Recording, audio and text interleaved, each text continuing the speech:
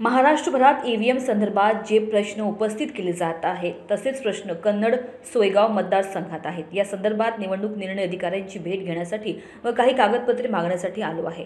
येणाऱ्या काळात महाराष्ट्रभर ईव्हीएम संदर्भात जसे प्रश्न पुढे येणार तसे कन्नडमध्ये सुद्धा येणार आहे।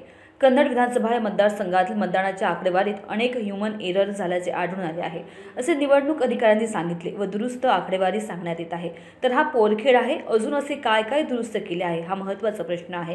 ही निवडणूक ईव्हीएम घोटाळ्यांनी युक्त अशी निवडणूक आहे। ही निवडणूक रद्द करून बॅलेट पेपरवर निवडणूक घ्यावी असा नवीन प्रस्ताव यापुढील काळात येईल। ज्या लोकांनी मतदान केले आहे त्यांना न्याय मिळावा यासाठी याबाबत कारवाई होणे आवश्यक आहे, असे वक्तव्य माजी आमदार हर्षवर्धन जाधव यांनी केले आहे। कन्नड सोयगाव मतदारसंघाची झालेली विधानसभेची निवडणूक याच्यामध्ये झालेलं मतदान महाराष्ट्रभरातून जे प्रश्न उपस्थित केले जात आहेत ईव्हीएमच्या संदर्भामध्ये तसेच प्रश्न इथेही आहेत आणि या संदर्भामध्ये मी आज निवडणूक निर्णय अधिकारी यांच्याकडे काही कागदपत्र मागण्यासाठी आलेलो आहे आणि ती कागदपत्र ज्याच्यामध्ये फॉर्म 20 आणि फॉर्म 21 ही आता उपलब्ध झालेली आहेत।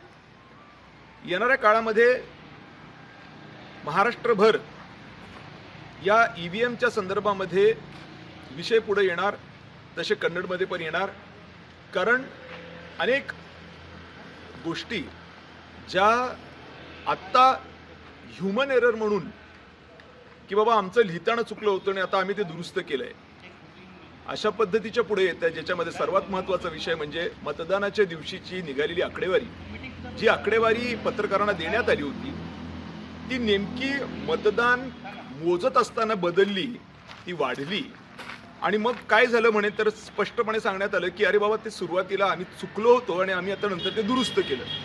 म्हणजे बा इतकं जर का त्याच्यामध्ये हलगर्जीपणा असेल, आज पत्रकारांना निवडणूक निर्णय अधिकारी म्हणजेच काय तर इलेक्शन कमिशन काही फिगर्स देत असेल आणि नंतर ती बॅकट्रॅक करत असेल आणि म्हणत असेल की तो ह्यूमन एरर होता आणि लिहिताना चुकलं, तर हा पोरखेळ आहे।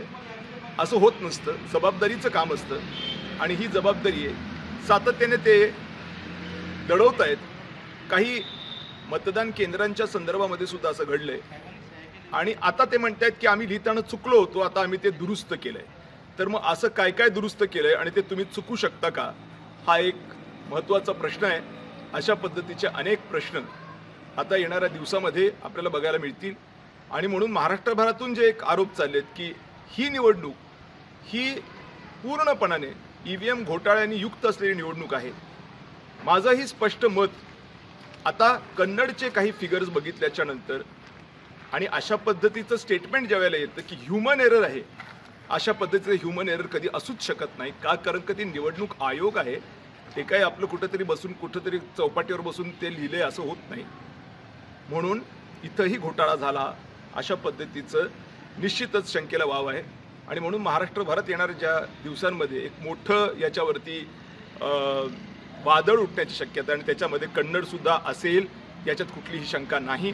आणि म्हणून ही निवडणूक ही ईव्हीएम घोटाळ्यांनी युक्त असलेली निवडणूक असल्यामुळे ही निवडणूक रद्द करण्यात यावी आणि पुन्हा एकदा नवीन निवडणूक बॅलेट पेपरद्वारे घेण्यात यावी अशा पद्धतीचा एक नवीन प्रस्ताव हा येणाऱ्या काही दिवसामध्ये येईल, याच्यात कुठली शंका नाही।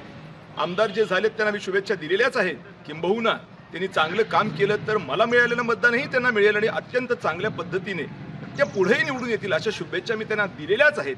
पण त्याचबरोबर जर अशा पद्धतीचे शंकेला वाव असेल की मुळातच निवडणूक चुकली आहे तर निश्चित स्वरूपाने नैसर्गिक न्यायाच्या दृष्टिकोनातून ज्याही लोकांनी मतदान केलंय त्यांना न्याय मिळण्याच्या दृष्टिकोनातून याच्यामध्ये कारवाई अपेक्षित आहे आणि ती कारवाई करण्याच्या संबंधातली भूमिका आता मी घेतोय आणि त्या पद्धतीने आता इथून पुढे निवडणुकीवर प्रश्नचिन्ह हा जसा महाराष्ट्र विचारतोय तसा कन्नडमध्येही विचारला जाईल, याच्यामध्ये कुठलीही शंका नाही।